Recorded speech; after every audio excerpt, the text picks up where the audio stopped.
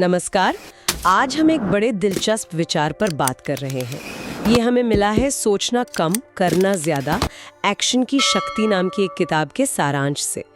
हमारे पास इसके कुछ खास अंश है और ये सीधे सीधे उस उलझन को छूते हैं जिसमें हम सब कभी ना कभी फंस जाते हैं। वो सोचते रहना, प्लान बनाते रहना, पर असल में शुरुआत ही ना कर पाना। हाँ बिल्कुल, ये एनालिसिस पैरालिसिस वाली स्थिति ये बहुत आम है। हम सोचते रहते हैं कि सही मौका आएगा या एकदम परफेक्ट तरीका मिलेगा, और तब तक अवसर हाथ से निकल जाता है। सही बात। तो आज की चर्चा इसी पर है कि कैसे असल में करने की आदत, वो एक्शन लेने की आदत सोचने पर भारी पड़ सकती है, खासकर तब जब सोचना सिर्फ एक टालम टोल का बहाना बन जाए। तो चलिए इसके अंदर उतरते हैं फिर।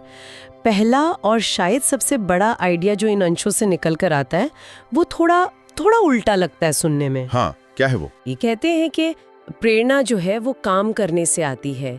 ऐसा नहीं कि हमें प्रेरणा का इंतजार करना चाहिए काम शुरू करने के लिए। अच्छा। हाँ, एक बड़ी सीधी सी लाइन है इसमें, स्टार्ट मेसी बट स्टार्ट।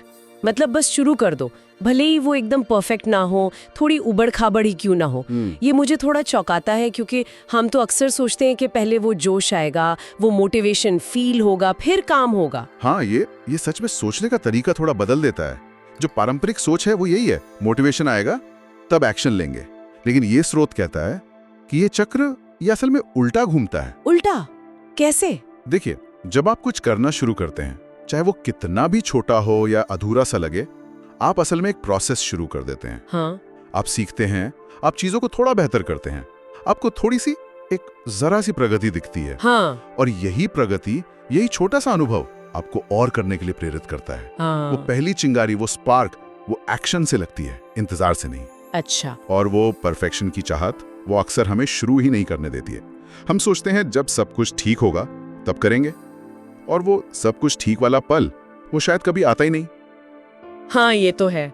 इसलिए अधूरी शुरुआत भी कुछ न करने से तो हमेशा बेहतर है। ये बात समझ में आती है।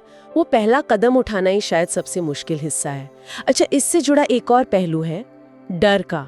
सारांश में इस पर भी जोर दिया गया है। हाँ, डर, फियर। कहा गया है कि गलतियों से या फेलियर से उससे डरना नहीं चाहिए, क्योंकि वो तो सीखने की प्रक्रिया का एक हिस्सा है। बल्कि एक बड़ी बोल्ड लाइन है, fear is a signal of growth. यानी अगर आपको डर लग रहा है तो ये इस बात का संकेत है कि आप अपनी जानी पहचानी सीमाओं से बाहर निकल रहे हैं, कुछ नया कर रहे हैं। ये नजरिया तो डर को दुश्मन की जगह एक तरह से दोस्त बना देता है। बिल्कुल बिल्कुल, ये डर को देखने का पूरा फ्रेमवर्क ही बदल देता है। आमतौर पर डर हमें रोकता है ना, हमें पीछे खींचता है। हम उसे एक नेगेटिव सिग्नल मानते हैं, रुको, खतरा है। हाँ। लेकिन ये दृष्टिकोण कहता है कि डर एक कंपास की तरह है, जो बता रहा है कि आप सही दिशा में जा रहे हैं, विकास की दिशा में, ग्रोथ की दिशा में। अच्छा।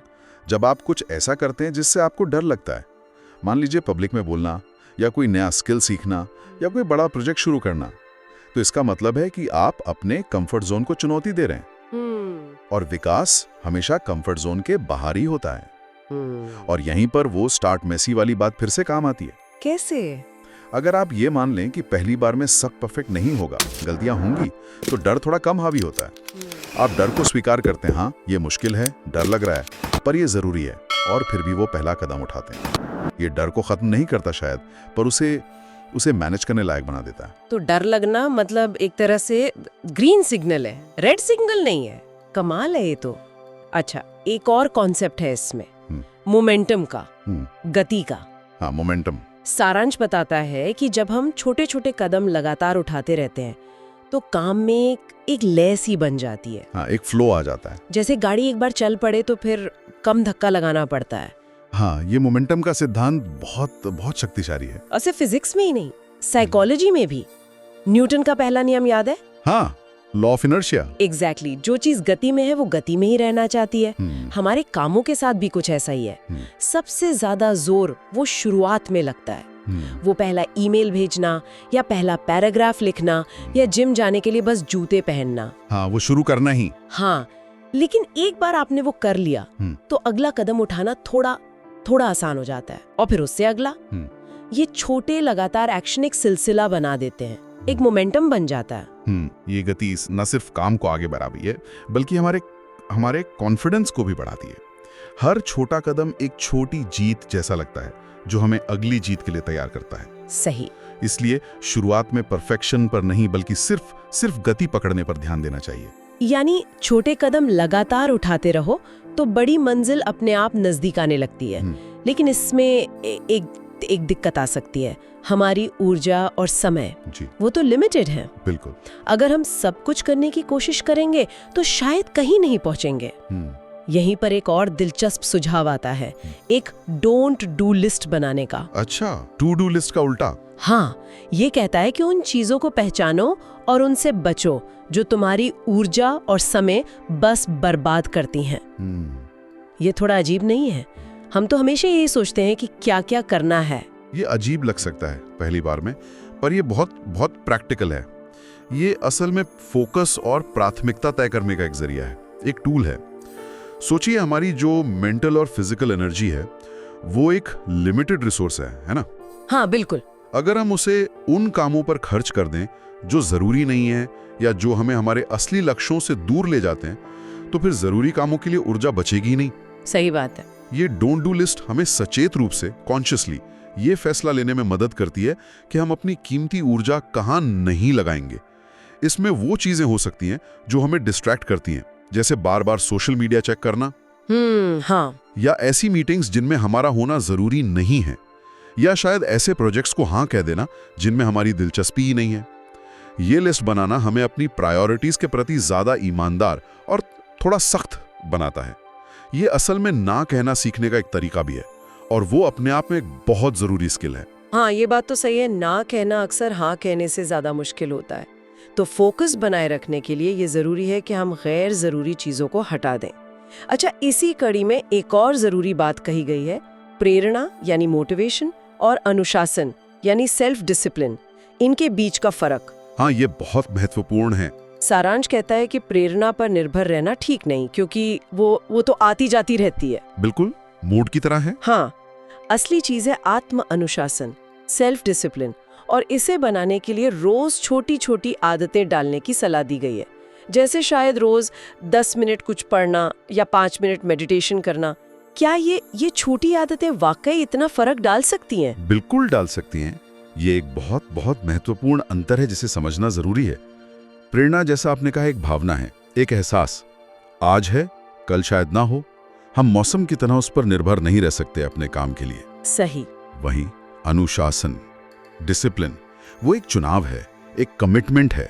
ये वो चीज है जो हमें तब भी काम करने पर पुश करती है जब हमारा बिल्कुल मन नहीं होता, जब हम थके होते हैं या जब हमें लगता है कि कोई फायदा नहीं हो रहा, तब भी। अनुशासन एक मसल की तरह है, मांसपेशी। जितना इस्तेमाल करेंगे उतनी मजबूत होगी। अच्छा। और ये छोटी आदतें जैसे 10 मिनट पढ़ना या 5 मिनट ध्यान करना, ये इसी मसल को बनाने की एक तरह से कसरत है, वर्कआउट है। ये शुरुआत में बहुत छोटी लग सकती हैं, शायद बेमतलब भी लगे, लेकिन जब आप इन्हें रोज करते हैं तो आप सिर्फ वो काम नहीं कर रहे होते, आप अपने अंदर अनुशासन, दृढ़ता, कंसिस्टेंसी ये बनाने का अभ्यास कर रहे होते हैं। ओके। और यही छोटी आदतें धीरे धीरे जमा होकर, कंपाउंड होकर बड़े नतीजे देती हैं। जैसा कि स्रोत में कहा गया है, छोटे कदम बड़े बदलाव लाते हैं। ये अनुशासन ही है जो हमें लंबे समय तक टिके रहने में मदद करता है, जब वो शुरुआती जोश ठंडा पड़ जाता है। तो मतलब ये हुआ कि मोटिवेशन का इंतजार करने की बजाय हमें अनुशासन बनाने पर फोकस करना चाहिए, और वो छोटी आदतों से बनेगा। ये सुनने में ज्यादा भरोसेमंद लगता है। हाँ, ज्यादा सस्टेनेबल है। राइट। अच्छा, एक आखिरी प्रैक्टिकल टिप जो इन अंशों में मिली वो बड़े कामों को लेकर है। अक्सर बड़े लक्ष्य हमें डरा देते है ना, समझ नहीं आता कहाँ से शुरू करें। बिल्कुल, ओवरवेलमिंग लगते हैं। हाँ, यहाँ सुझाव है कि बड़े काम को छोटे संभालने लायक हिस्सों में तोड़ लो, चंक्स में। और सिर्फ तोड़ना ही नहीं, हर छोटा हिस्सा पूरा करने पर खुद को छोटा मोटा इनाम भी दो। क्या ये सच में काम करता है, रिवॉर्ड सिस्टम? हाँ, ये मनोवैज्ञानिक रूप से बहुत प्रभावी तकनीक है। इसे चंकिंग कहते हैं, जैसा आपने कहा। जब हमारे सामने एक बहुत बड़ा पहाड़ जैसा लक्ष्य होता है तो हमारा दिमाग अक्सर उसे देखकर ही हार मान लेता है कि ये तो मुझसे नहीं होगा। हाँ, होता है ऐसा। लेकिन जब हम उसे छोटे छोटे मैनेजेबल टुकड़ों में बांट देते हैं, ठीक है, जैसे आज सिर्फ रिसर्च करूंगा, कल पहला चैप्टर लिखूंगा, परसों उसे एडिट करूंगा। तो वो काम कम डरावना और ज्यादा करने लायक लगने लगता है। हाँ। हर छोटा टुकड़ा अपने आप में एक छोटा लक्ष्य बन जाता है। और जब हम उस छोटे लक्ष्य को पूरा करते हैं तो हमें एक सेंस ऑफ अकम्प्लिशमेंट मिलता है, उपलब्धि का ऐसा। यहीं पर वो इनाम वाली बात काम आती है। अच्छा। हर छोटा माइलस्टोन पूरा करने पर खुद को एक छोटा सा रिवॉर्ड देना, चाहे वो 5 मिनट का ब्रेक हो, अपनी पसंद की कॉफी पीना हो या कुछ और, ये हमारे दिमाग में डोपामाइन रिलीज करता है। ओके। ये डोपामाइन हमें अच्छा महसूस कराता है और उस व्यवहार को, उस एक्शन को दोहराने के लिए प्रेरित करता है। इस तरह ये एक पॉजिटिव फीडबैक लूप बन जाता है जो हमें आगे बढ़ने के लिए लगातार प्रोत्साहित करता रहता है और काम को बोझिल होने से बचाता है। तो ये छोटे छोटे कदम, छोटे छोटे इनाम, ये सब मिलके बड़े लक्ष्य तक पहुंचने का रास्ता आसान बना देते हैं। कमाल की बात है। तो अगर हम इन सारे अंशों को समेटें तो निचोड़ क्या निकलता है? ऐसा लगता है कि मुख्य संदेश वो यही है कि ज्यादा सोचने, परफेक्ट प्लान बनाने या सही मूड का इंतजार करने में वक्त बर्बाद करने से बेहतर है कि बस शुरू कर दिया जाए। बिल्कुल, सार यही है, एक्शन पर जोर, जस्ट डू इट। पहला कदम उठाओ, भले ही वो परफेक्ट ना हो। Start messy. डर को रोड़ा नहीं बल्कि विकास का संकेत समझो और उसे गले लगाओ, एक्सेप्ट करो। राइट। लगातार छोटे कदम उठाकर गति बनाओ, मोमेंटम बनाओ। अपनी ऊर्जा बचाने के लिए गैर जरूरी चीजों को ना कहो, डोंट डू लिस्ट। फोकस के लिए। हाँ, प्रेरणा के भरोसे मत रहो बल्कि छोटी आदतों से अनुशासन बनाओ, डिसिप्लिन, और बड़े लक्ष्यों को छोटे हिस्सों में तोड़कर खुद को इनाम देते हुए आगे बढ़ो। ये सब मिलकर एक ऐसा फ्रेमवर्क बनाते हैं जो हमें सिर्फ सोचने वाले से करने वाला बनाता है। तो अब सवाल ये उठता है कि इस सारी जानकारी का हम असल जिंदगी में कैसे इस्तेमाल करें। ये सब सुनने में तो बहुत अच्छा लगता है, बहुत लॉजिकल लगता है, पर अमल में लाना वही असली चुनौती है। हाँ बिल्कुल, और यहीं पर एक विचारणीय प्रश्न आता है जो सीधे इन स्रोतों के दिल से निकलता है। अगर एक्शन ही कुंजी है, अगर शुरुआत करना ही सबसे महत्वपूर्ण है, तो आज इसी वक्त ऐसा कौन सा एक छोटा अधूरा सा कदम उठाया जा सकता है जिसे लेकर अब तक सिर्फ सोचा ही जा रहा था? कोई बड़ा लक्ष्य होगा, कोई अधूरा सपना, कोई नई आदत जिसे शुरू करना चाहते हैं।